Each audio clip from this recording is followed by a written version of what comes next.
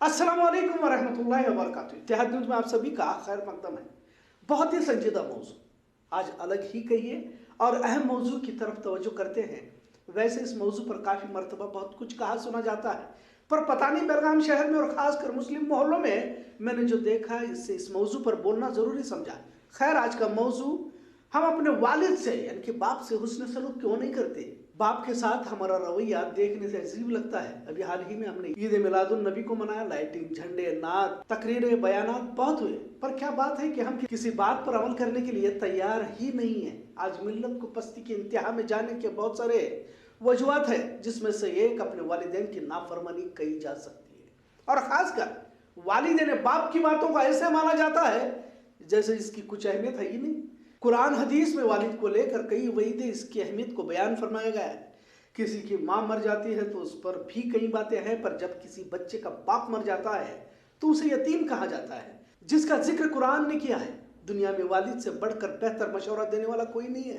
खैर, कहने का मतलब, आज बाप को जिस तरह बिल्कुल हिकारत से और यूं कहिए कि बुढ़ापे को पहुंचने के बाद इसकी तमाम कुर्बानियों को कैसे फरामोश किया जाता है, अक्सर देखने को मिलता है। कई वालिद अपने बच्चे की शिकायत लेकर आते हैं कि घर में पीटता भी है, यानी कि किस इंतहा तक पहुंच चुके हैं हम। यहाँ तक दवा गोलियां का तक ख्याल नहीं रखा जाता। आखिर इस मिल्लत का क्या हो सकता है जो अपने बाप की तक अहमियत को भूल जाने लगते हैं। मुसलमानों में अभी बुढ़ापा घर का तस्वुर नहीं है, पर जिस तरह घरों में हालात बदलते जा रहे हैं, इससे भी डर लगने लगता है कि क्या वाकई नौजवान तबका और खासकर पढ़ा लिखा तबका अपने बाप की अहमियत को भूलता जा रहा है। और मस्जिदों में भी अपनी वालिदा यानी माँ के कदमों के नीचे जन्नत के बयानात अक्सर किए जाते हैं, लेकिन उस बाप पर बहुत कम बोला जाता है जो खुद धूप की तपिश में जलकर घर वालों के लिए छत का इंतजाम करता है। अक्सर लड़कियां भी जहां आजकल कॉलेज में पढ़ने जाती हैं, तो इनका भी अपने बाप को लेकर किस तरह का रवैया घर में रहता है, इसे भी समझने की जरूरत है। जिसका बाप बचपन में चला जाता है, उसकी जिंदगी का हर लम्हा कैसे कयामत गुजरता है, उस यतीम से ही पूछा जाए। और जिन्हें बाप मैसर होता है, उनको उस बाप की अहमियत जर्रा बराबर भी नहीं रहती, जो सुबह शाम अपने पेट को काट के घर वालों का पेट भरता रहता है। कैसे बचपन में परवरिश की जाती है। हल्की सी ठोकर लगने से जिस बाप को तकलीफ होती है, उसे ही बुढ़ापे में ठोकर मार दिया जाता है। क्या बेलगाम शहर में ऐसे वाकये नहीं है जो बाहर तो बड़े शरीफ बनकर घूमने वाले अपने बाप से क्या रवैया अख्तियार करते हैं। बड़े अफसोस के साथ कहना पड़ता है कि कुछ अपने आप को दीनदार समझने वाले भी घरों में अपने बाप से नफरत का मुजाहरा करते हैं। मेरे नबी ने फरमाया, अगर वालिदैन बुढ़ापे को पहुंचे और अपनी जरूरत को अपने बेटे के डर से ना कहे तो वह औलाद आसमान के नीचे सबसे बदतरीन औलाद कहा जाता है। जो औलाद बाप की बातों को नहीं मानता, वो दुनिया वालों की बातें सुनने पर मजबूर हो जाता है। हम देखते हैं कि अक्सर मोहल्लों में रात देर तक मोबाइल लेकर कट्टों पर बैठे नौजवान देखने को मिलते हैं। कईयों ने तो नशे का सहारा भी लिया हुआ है। नशे में वालिद को पीटने वाले इसी शहर में देखे जाते हैं। और महज एक तबका या माशरे का सिर्फ वही हिस्सा वालिदैन के साथ बदतमीजी नहीं करता, बल्कि कुछ पढ़े लिखे लोग जो बड़े ओहदों पर फाइज हैं, ये भी अपने बाप से दूरियां या नफरत करते हुए देखे जाते हैं। जिसने उसे पढ़ा लिखा कर उस मकाम तक पहुंचाया, ये बीमारी माशरे में बढ़ती जा रही है। कुछ तो शादी के बाद अपना रुख ही बदल लेते हैं। उसे बीवी अच्छी लगने लगती है, ठीक है, बीवी से मोहब्बत होनी चाहिए, लेकिन ये क्या बात हुई कि जिस बाप ने उंगली थाम कर चलना, लिखना, पढ़ना, बोलना सिखाया, दुनिया माशरे में मर्तबा तक किया, अब बुढ़ापे को पहुंचने के बाद इस तरह नफरत की उसकी मौत की तमन्ना करने लगे। क्या ये वही बाप नहीं है जो ईद के वक्त खुद कभी कपड़े नहीं सिलवाता और कहता कि मेरे अभी कपड़े अच्छे हैं। उसकी फटी हुई बनियान इस बात की दलील है कि उसने तुम्हारे पाँव में ब्रांडेड जूते पहनाने के लिए खुद टूटी हुई जूती मोच के पास जाकर रिपेयर करता रहा।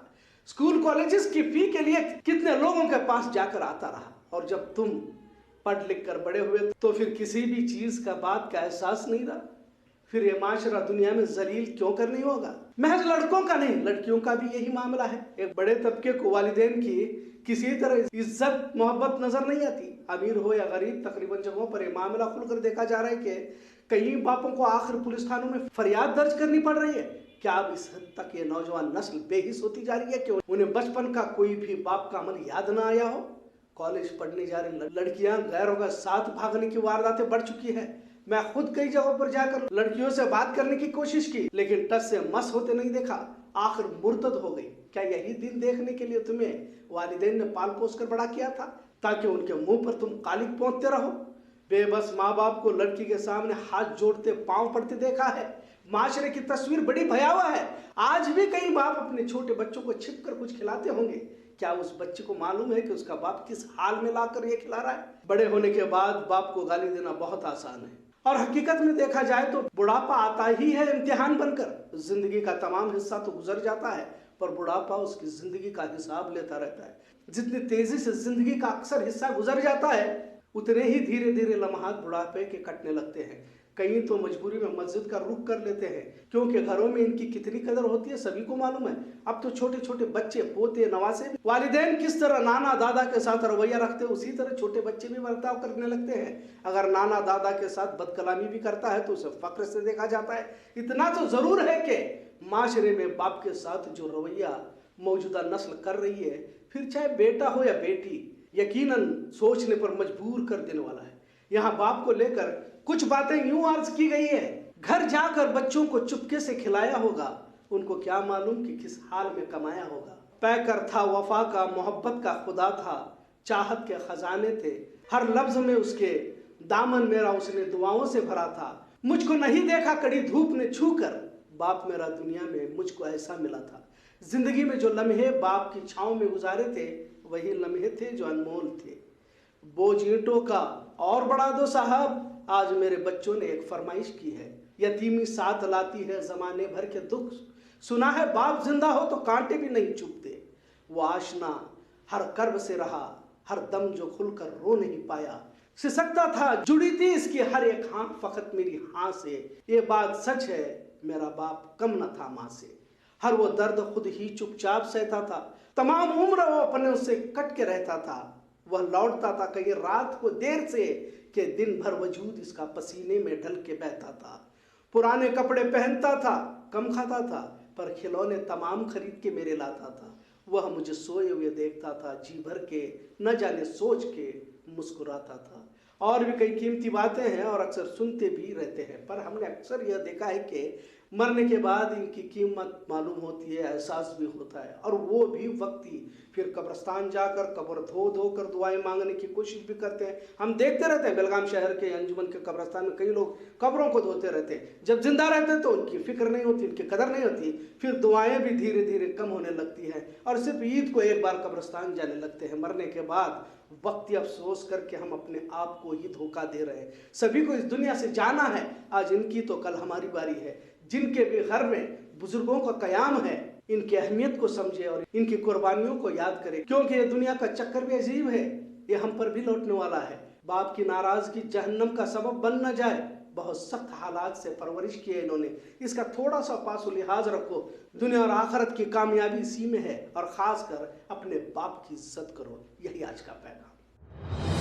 तीसरा रेलवे गेट ब्रिज का आज अचानक इफ्तिताही इजलास अमल में आया। इत्तला के मुताबिक एमपी मंगला अंगड़ी के हाथों आज इफ्तिताह अमल में आई। वाज़ह रहे इसकी शुरुआत सुरेश अंगड़ी के हाथों हुई थी, पर ब्रिज मुकम्मल होने के बाद आज इसकी इफ्तिताह अमल में आई। कुछ कन्नड़ तंजीमों ने पुनीत राजकुमार का नाम देने की मांग की थी, लिहाजा इसकी इफ्तिताह कब होगी ऐसी चर्चा भी थी। अचानक आज इफ्तिताही इजलास अमल में आया और आवाम के लिए ब्रिज को खुला कर दिया गया। इस वक्त भाजपा के कई जिम्मेदारान मौजूद थे।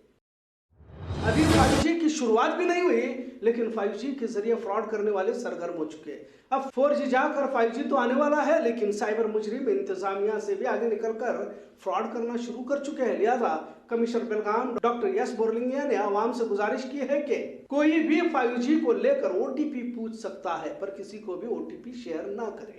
5G के जरिए फ्रॉड के मामले हो सकते हैं, जिसे रोकने का ऐलान इंतजामिया की जानिब से किया गया है। आज आशा कारकुनान की जानिब से एहतजाज किया गया और डीसी बेलगाम को मुतालबा पेश किया गया। इनकी मांग ये है कि महीना तनख्वाह सही दे दी जाए और 12,000 रुपये तनख्वाह की जाए। लिहाजा सैकड़ों की तादाद में सरदार ग्राउंड से एहतजाजी जुलूस शुरू होकर बेलगाम डीसी दफ्तर तक पहुंचा और फिर जुलूस इजलास में तब्दील हो गया। बेलगाम जिला आशा कारकुनान तंजीम ने इस एहतजाज का एहतमाम किया था। ईद मिलादुन नबी को बेलगाम शहर में बड़े धूमधाम से मनाया गया। रोशनाई हर जगह की गई थी और खासकर अनगोल ताज ग्रुप हजरत ख्वाजा गरीब नवाज यंग कमेटी की जानिब से बेहतरीन रोशनाई का भी मुजाहरा किया गया। ताज ग्रुप के नौजवानों को मुबारकबाद पेश की जा रही है। खबरों का सिलसिला यूं ही चलता रहेगा। देखते रहे इत्तेहाद न्यूज़। शुक्रिया। अल्लाह हाफिज़।